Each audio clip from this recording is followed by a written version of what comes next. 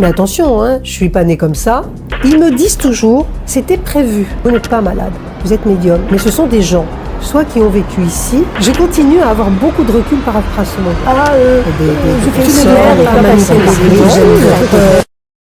No, God! No, God, please, no! No! No! Dans la première partie de cette enquête, on a pu voir ensemble comment Patricia construit son discours pour manipuler son auditoire et lui faire avaler plus facilement la pilule autour de ses pouvoirs mystiques. On s'est également intéressé à son parcours professionnel et à la vente de ses livres qui est pour moi l'alibi de toute cette histoire extraordinaire sur la plus grande médium de France. Je pense que j'aurais pu m'arrêter là pour ouvrir les yeux à pas mal de monde sur le supercherie de Madame Darey. Mais je pense qu'il est temps d'attaquer le gros morceau des mensonges et des incohérences qu'on peut retrouver dans le récit de Patricia. Je suis le Spinosaure sceptique et aujourd'hui, on termine l'enquête sur la Maristoux des médiums, Patricia Darey. Générique.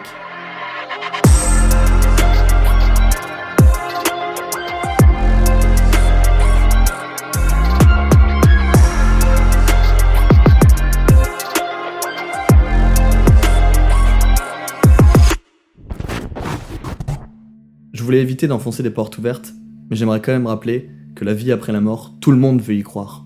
Moi y compris. C'est pas parce que je suis un sceptique que je préfère le néant à l'éternité. Tout le monde a peur de la mort à un moment ou à un autre de son existence. N'oubliez pas qu'il est plus difficile de ne pas croire que d'espérer et d'accepter tout ce qui conforte nos croyances pour nous rassurer face au non-sens de nos vies et de notre passage sur Terre. C'est pour moi une des questions les plus importantes de notre civilisation. Y a-t-il quelque chose après la mort? Sommes-nous seuls dans l'univers? Dieu existe-t-il? Y aura-t-il un jour de nouveaux bons films Star Wars? Mon problème, c'est que sans réelle preuve, je ne peux pas y croire. Je veux savoir, pas avoir la foi. Et je suis persuadé que Patricia n'a pas la réponse à cette question. Pour la simple et bonne raison que si demain tu débarques avec une réelle preuve de la vie après la mort, ton nom sera gravé à jamais dans l'histoire. Pour les gens qui pensent que si personne n'a encore trouvé la réponse à cette question, c'est parce que la science et les gouvernements nous mentent et complotent pour nous cacher la vérité, je sais vraiment pas quoi faire pour vous. Je vois aucune raison valable pour cacher cette information au grand public.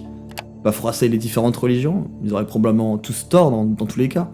Non, ce qui m'intéresse ici, c'est pourquoi je pense que Patricia n'a pas la réponse à une des plus grandes questions de l'humanité. Alors on va attaquer le dur avec les incohérences et les erreurs dans le discours bien rodé de Patricia. Mais à l'époque, médium, c'était des gens clandestins qui recevaient des personnes, mais il fallait pas trop en parler, c'était très secret. Elle ose quand même nous faire croire qu'en 1995, les médiums étaient des gens quasi clandestins, et que le sujet était, pour tout dire, inconnu au grand public, à part dans des livres ésotériques. Vraiment? C'est sûr que dans les années 90, personne n'avait connaissance des phénomènes paranormaux du type possession, maison hantée, dialogue avec des personnes décédées, démons, etc. Mais bon, c'est difficile de retourner dans le passé, vérifier tout ça, puis ça permet de valider son argument, qu'avant sa première expérience, elle n'y connaissait rien. Habile. Le point qui est pour moi vraiment difficile à avaler, c'est le diagnostic du psychiatre. Aucun médecin ne pourrait faire une telle erreur. Ou alors, il faut vraiment changer de praticien, quoi. Mais en fouillant dans différentes interviews de Patricia, on retrouve une version alternative de cette histoire. Et vous savez ce qu'on dit, faites répéter plusieurs fois à un menteur, vous aurez plusieurs versions différentes de son histoire. Et puis d'un seul coup, au moment où il me parle, je ressens encore cette chose qui arrive, je ressens la main qui veut écrire, et je ressens le symptôme, parce que maintenant je les connais les symptômes quand il va y avoir communication. Je lui dis vite, donnez-moi un papier, un crayon, ça revient, ça recommence. Et alors je dis voilà, je prends un papier, il me dit prenez le papier et le crayon devant moi. Ouais. Et s'il y a des choses qui vous dictent des vérités, eh bien je voudrais qu'elle les dicte devant moi. C'est ce qui s'est passé. En fait, au bout de 10 minutes, ma main écrivait sur un papier et le psychiatre éberlué me regardait écrire des choses sur sa vie. Bon, ici c'est quasiment la même chose, mais la version du grand JD, qui est plus moderne, elle semble plus grandiloquente et plus incroyable. Peut-être parce qu'elle sait déjà qu'elle s'adresse à des convaincus. Et il m'a dit c'est pas pour moi, c'est pas mon histoire et c'est pas mon métier voilà, ça concerne pas ma profession. Donc ici on a quand même une grosse différence, non? En toute honnêteté, cette version, elle me semble plus probable, mais encore une fois, c'est moins spectaculaire. C'est pas un médecin qui approuve les pouvoirs de la grande Patricia. Mais bon, à partir de là, il est quand même difficile de croire au reste de son discours, non? D'ailleurs, en fouillant dans les commentaires de cette interview, on peut s'apercevoir que je suis pas la seule personne qui doute de sa bonne foi. On pourrait aussi relever toutes les fois où Patricia se sert de la mauvaise connaissance scientifique du commun des mortels pour nous vendre une explication pseudo-scientifique de sa connexion avec l'au-delà. Alors forcément, on parle d'ondes, parce que c'est bien connu, les morts, une fois arrivés de l'autre côté, ils reçoivent une formation scientifique pour s'exprimer avec les mortels. Ils s'expriment en binaire via nos téléphones et les appareils électroniques comme les Spirit Box, ou alors en ondes magnétiques pour communiquer avec les médiums. C'est comme si un esprit a besoin de communiquer et il va mettre son détecteur d'ondes, il va faire tout, il va chercher un médium, il va faire tout, tac, celle-là. J'ai vraiment besoin d'expliquer à quel point c'est ridicule. Surtout que dans son récit, les morts, ils restent bloqués dans leur temporalité. Comment une personne morte au XVe siècle pourrait communiquer avec un être humain moderne? Et c'est là qu'intervient le truc le plus culotté de toute l'interview, parce que Patricia, elle prétend avoir les compétences linguistiques pour pouvoir dialoguer avec Jeanne d'Arc, Oscar Wilde et Napoléon. Vous avez aussi parlé à des célèbres personnes de sur notre terre, dans notre dimension ici, type Jeanne d'Arc, Oscar Wilde et ce fameux SS, Napoléon évidemment. Aussi, ouais. C'est incroyable. Comment ça se fait qu'ils viennent vous voir vous? En passant, elle se pense suffisamment intéressante pour que des figures de l'histoire viennent s'adresser directement à elle. Et ça, c'est quand même très fort. Vous êtes en contact avec des entités célèbres, Oscar Wilde, Napoléon, qui vous a même dragué, voilà. Petit point culture, la pucelle d'Orléans, elle est morte sur le bûcher en 1431 à Rouen. Le problème, c'est qu'au XVe siècle, on parle le moyen français. Une langue de transition entre le français ancien et le français moderne. Je laisse les subtilités à Linguisticae, cependant, c'est quand même pas à la portée de tout le monde de pouvoir le lire, et encore moins le parler. Vous avez déjà lu du Rabelais dans son texte original? Alors on va faire un petit jeu ensemble là, je vais vous passer un extrait, et vous allez essayer de le comprendre. Ouais, pas évident. Pour les curieux, avec la traduction, ça donne ça. Puis du vieux français, ça sonne comme ça. Vos ravei ordurei este, ou tout avoué ma tendance. Donc je la trouve quand même ultra forte, Patricia. Journaliste, médium, linguistique, écrivaine. C'est un sacré CV quand même.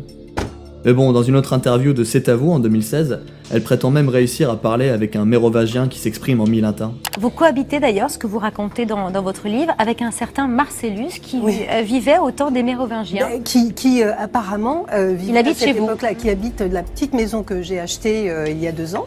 Il va me dire un certain nombre de choses qu'il est en... Alors c'est mi-latin, alors parfois c'est une pensée, c'est mi-latin, et puis il me donne des indications et il me dit ce qu'il fait là. C'est vrai que vu comme ça, on pourrait se dire que même si Patricia nous ment, dans le fond, pourquoi je m'attaque à elle? Chacun est libre de croire ce qu'il veut, non? Elle ne profite pas des autres pour s'enrichir sur leur malheur, même si les bénéfices de ses livres ne reviennent pas des associations.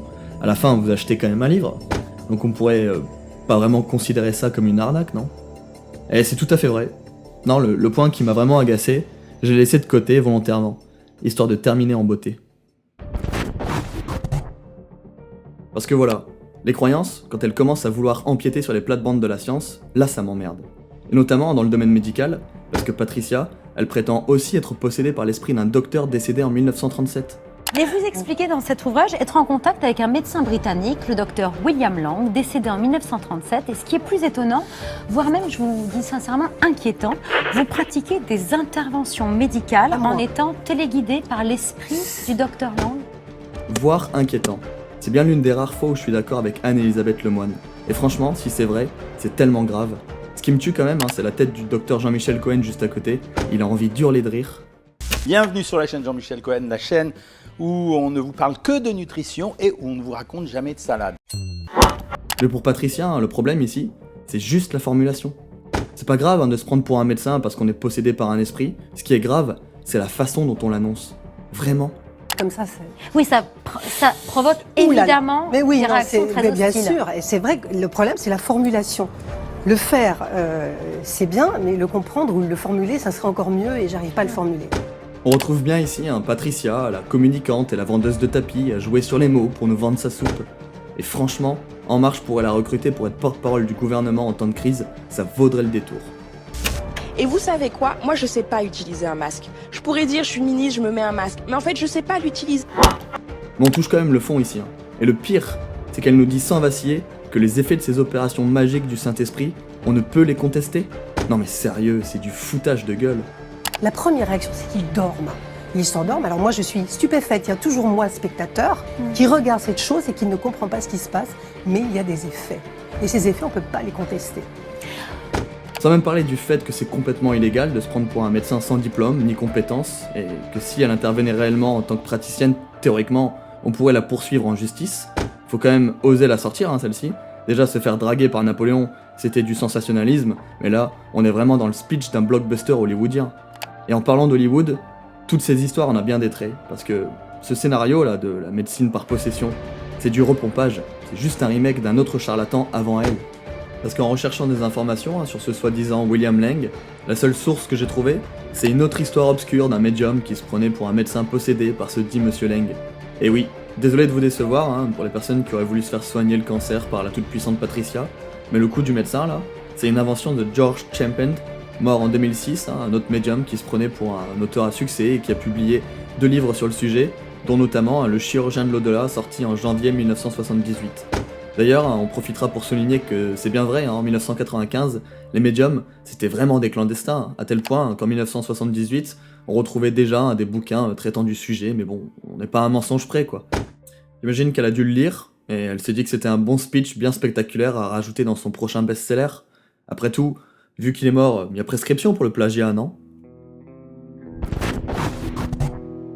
Personnellement, je pense que j'ai vraiment pas besoin d'en rajouter.